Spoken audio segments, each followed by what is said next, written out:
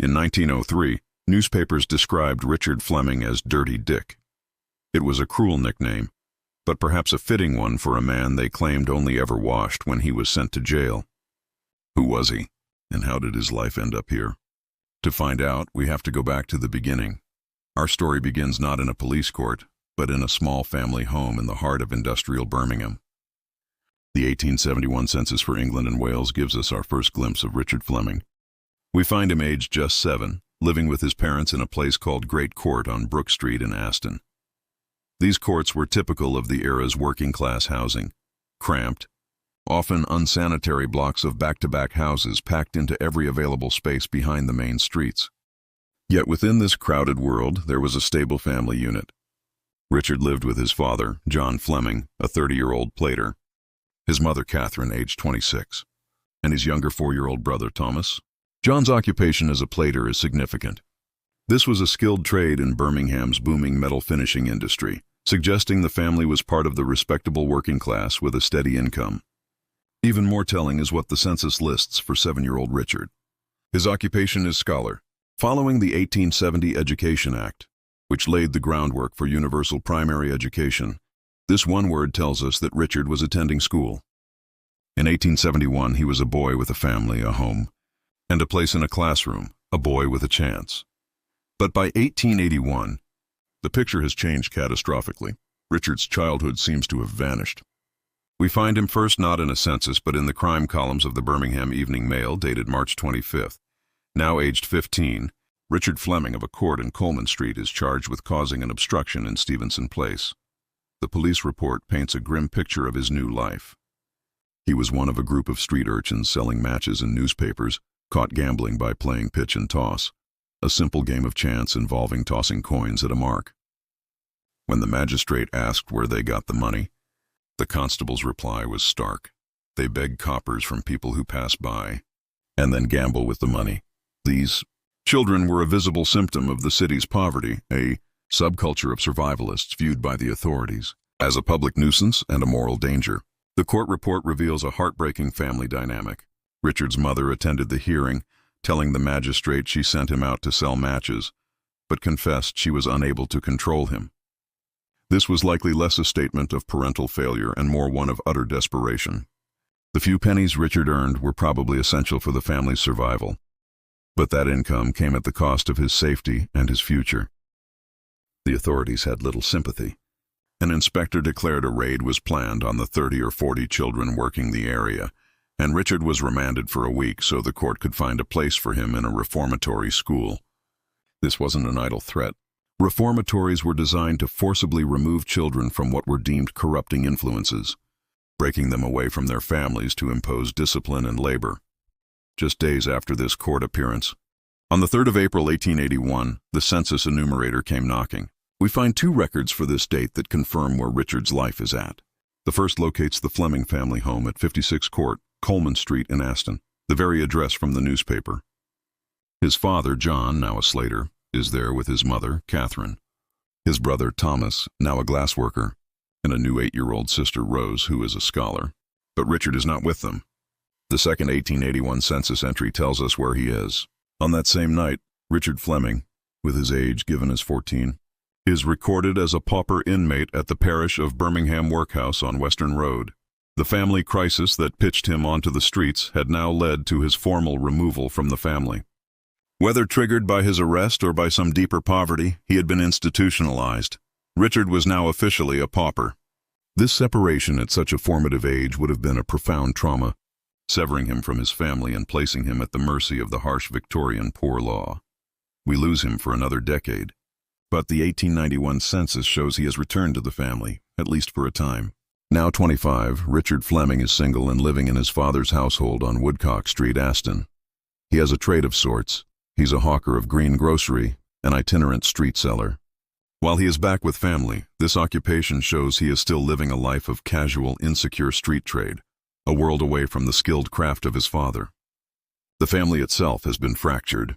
His mother, Catherine, is gone, presumably having died in the intervening decade.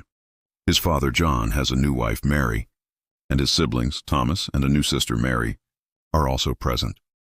At the turn of the century, The 1901 census reveals Richard had cut his final ties to a family home. At age 30, he's a lodger at 16 Oxygen Street in Aston. Still single, still a hawker. He lived among other transient workers, a sign of his complete absorption into the precarious economy of inner-city life. The age of 30 given in this census is a notable discrepancy. 10 years after being listed as 25 in the 1891 census, he should have been around 35. This type of inconsistency, however, was a common variance in historical records, particularly for individuals living transient lifestyles or those who were frequently in trouble with the law. The error could have stemmed from several sources. The census information for the lodging house may have been provided by the head of the household, Daniel Bryan, who might have simply guessed Richard's age. It's also possible that Richard himself did not know or care about his exact birth date, a common issue in an era before birth certificates were universally held. Lastly, it could simply be a clerical error made by the census enumerator who misheard the age or wrote it down incorrectly.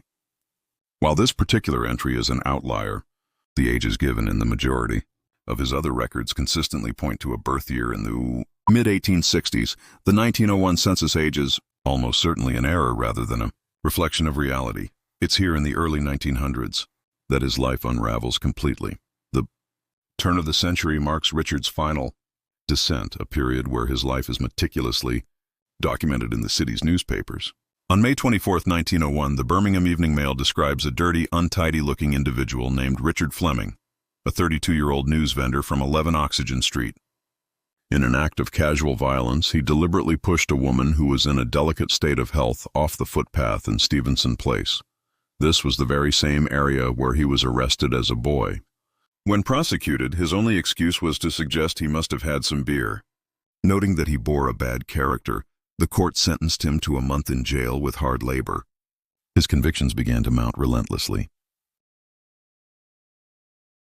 The scale of Birmingham's drunkenness problem was noted in the Birmingham Evening Mail on October 8, 1901, when a magistrate pointed out that 22 of the 37 cases that day were for drunkenness. One of those cases was Richard Fleming, a hawker of 11 Oxygen Street, who was in court for being drunk and disorderly in Summer Lane. It was recorded as his 44th appearance, and he was sent back to jail for another month. Just over a month later, on November 25, 1901, he was back. Now described as having no fixed abode, his situation was clearly worsening. He was charged with being drunk on the licensed premises of James Mace on Cooks Hill Street.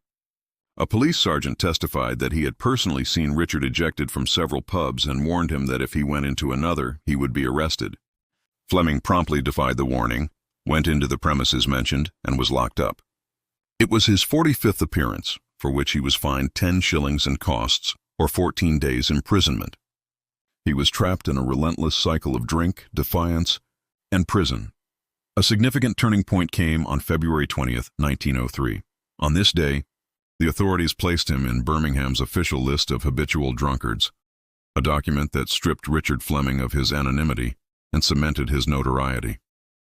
The sheet featuring a front and side profile photograph officially recorded his aliases as Dirty Dick and Dick the Devil. It gives us a physical snapshot of a man worn down by life. 40 years old, height 5 feet 2 inches, with a slim build, black hair turning gray, blue eyes, and a pug nose. His residence was listed as 16 Oxygen Street, and his occupation as hawker and news vendor. This document was the engine of the blacklist system. It detailed his conviction on that day for being drunk and disorderly, for which he received 21 days hard labor. The register was then circulated to publicans and club secretaries with a clear legal notice. They were to refuse him any intoxicating liquor, and to immediately inform the police if he even attempted to make a purchase. The day after this official branding, the Birmingham Post reported the event to the public, confirming that Richard Fleming was now a marked man for every publican in the city. His notoriety grew to the point where his criminal record became a local curiosity. On April 12, 1906, a headline in the Birmingham Gazette read, "Tramp's record threatened," comparing his lengthy charge sheet to that of another local offender. This article reported on Richard Fleming, better known as Dirty Dick, making his 58th appearance at the Birmingham Police Court. He was charged with trespassing on the railway at New Street Station and fined 10 shillings or 14 days imprisonment. The final report we have of him alive comes from November 17, 1908. Writing about an old offender named Richard Fleming, more familiarly Dirty Dick, the Birmingham Evening Mail, records a statement made by the police to the magistrates that is both callous and deeply tragic. The only time when he was ever known to have a wash was when he was sent to jail. The newspapers printed it, cementing the cruel nickname and reducing a man's profound struggle to a piece of grim local color. He was again convicted of drunkenness and, unable to pay the 5-shilling fine, was ordered to spend the next 7 days in the cleanly but uncongenial confines of Winston Green. The final document in Richard's life story is his death record. On the 2nd of February 1909, Richard Fleming, a 42-year-old hawker, died.